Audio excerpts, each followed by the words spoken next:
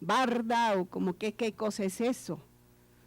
O sea, hace falta elementos, compartir un poco más, ampliar los puntos de referencia de los interlocutores. Y hay otro. Este otro es interesante, aunque muy difícil, porque fíjense ustedes, puede ser que si te entiendo, deba cambiar algunos de mis principios, y no estoy dispuesta a hacerlo. Entonces mejor no te entiendo porque no me conviene. Vean que cuando estamos estudiando cosas de este estilo, mucho de lo que estamos trabajando es esa sensibilidad para entrar en contacto, para comunicarnos y para hacer técnicamente un trabajo y no improvisadamente. Sí. Hay toda una serie de trabajos, de autores, de referencias, que seguramente ustedes estarán consultando en algún momento, pero que hablan justamente de esa sutileza, de esa forma de ver el mundo en la que lo que ocurre diariamente y que mucha gente no detecta, el investigador educativo se detiene, lo mira y descubre algo más que los demás no ven. Y él es capaz de sentarse a reflexionar sobre eso y de hacerle un seguimiento.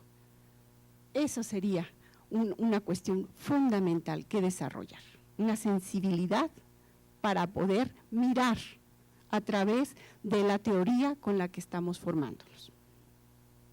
Y bueno, con esto subrayo, la siguiente por favor, que investigación educativa tiene que ver con intercambio, es trabajo en equipo, es un reconocimiento de la trascendencia de lo individual, de la producción individual, del aporte individual hacia lo colectivo, que es donde realmente toma sentido.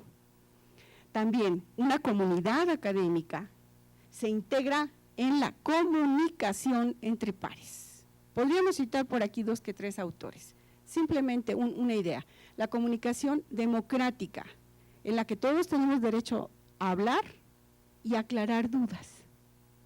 Ese sería alguno de los elementos, lo trabaja Habermas, por si alguien quiere meter por ahí algún análisis.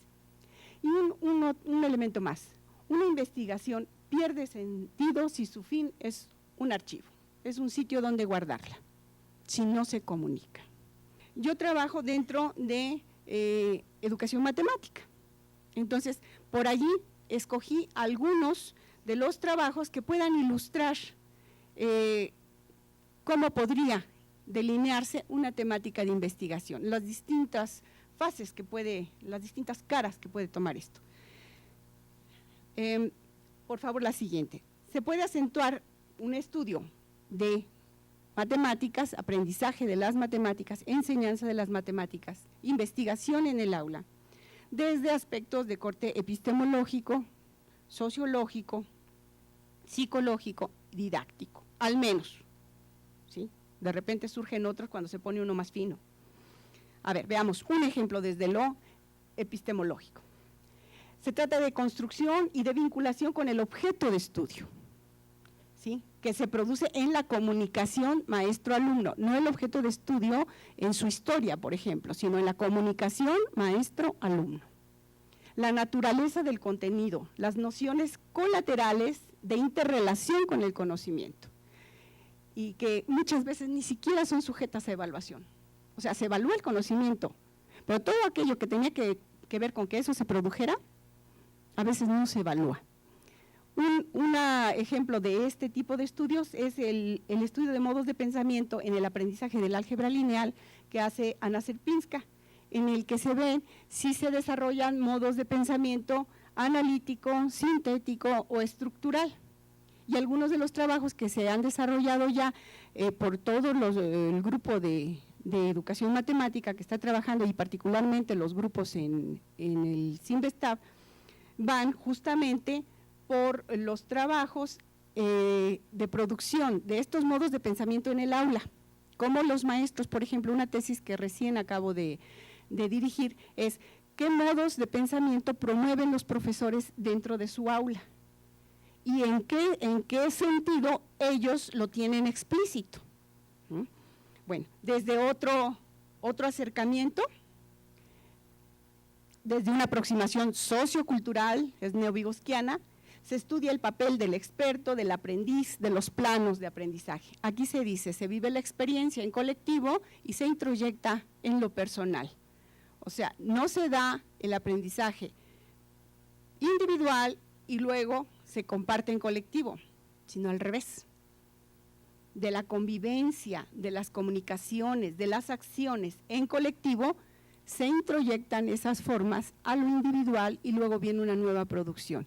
Y se habla de un término que es muy bonito aquí, que es la distancia que hay entre lo que un alumno puede hacer con asesoría, con apoyo, y lo que luego puede ser capaz de hacer él por su cuenta. ¿Sí? ¿Qué productos tenemos por aquí? Formación de comunidades de aprendizaje, justamente, que es uno de los términos más socorridos últimamente. Y uno de los trabajos muy bonitos que salieron en el trabajo de doctorado de Antonia Candela es justamente el debate en la enseñanza de las ciencias, porque se suponía que en las ciencias no se discute, ya son hechos. Pero cuando estoy enseñando ciencias en la escuela, en el elemental, en la escuela básica, en la secundaria, resulta que sí es necesario que los alumnos discutan para llegar al conocimiento de las ciencias naturales, por ejemplo. La siguiente, por favor. Otra forma de acercarse es desde lo didáctico. Desde lo didáctico tengo las ideas de lo que es el proceso, del contrato didáctico, o sea, la relación maestro-alumno, alumnos-alumnos, de las formas de enseñanza, de las formas de evaluación. Un trabajo muy interesante es el que hace Díaz Godino sobre el análisis del discurso magisterial del maestro de matemáticas. Muy brevemente les comento estas categorías. Ostensivo es cuando en su discurso etiqueta los contenidos. Por ejemplo, trabajamos con álgebra lineal. Cuando paso a lo intensivo se acordarán que son sistemas que alcanzan n por n, ¿se fijan la diferencia entre ponerle una etiqueta y me entendió el que me entendió? Y en el intensivo es explicar, ahondar, dar elementos, muy brevemente, pero dar elementos que permitan identificar ese contenido.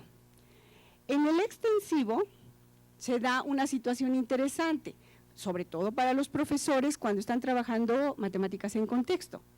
¿En qué ámbito se aplica eso? Y esta es una de las categorías que nos ha quedado casi vacía. Hay como grandes huecos. Se enseña a trabajar con los sistemas, a manipularlos algebraicamente, pero ¿en qué ámbitos de aplicación se pueden utilizar? No es algo que se esté cubriendo. Y por último, la categoría de lo actuativo. Cuando un profesor dice, para dar la clase de esto, yo utilicé tales ejemplos, hice un taller, hice que mis alumnos buscaran ciertas problemáticas. Eso ya está diciendo de un manejo de corte didáctico. Este estudio, como ven, abarca varios aspectos, pero todos tienen que ver con cómo el profesor aborda el contenido y lo lleva a sus alumnos. Y la última, que bueno, por última de repente parece medio etérea, pero no lo es cuando se trabaja desde un punto de vista sociológico.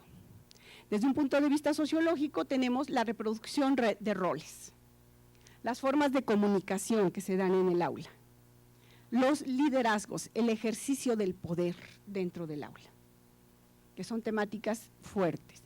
Un trabajo muy interesante es el de la educación matemática crítica que propone este señor Skobmos, que es un filósofo, y que hace para dilucidar las matemáticas, qué función social cumplen, cómo la gente que aprende matemáticas las ocupa y se inserta dentro de los contextos en los que vive, y en especial con propuestas como aquellas que se titulan ¿Matemáticas para qué?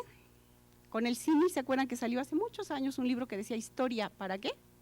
Bueno, se está trabajando ahora esta cuestión en lo explícito del discurso, ¿Matemáticas para qué? Y matemáticas para todos. o sea, en un enfoque desde la escuela básica, esas matemáticas que todos los ciudadanos de una comunidad como la nuestra, en una sociedad como la nuestra, requieren para vivir bien.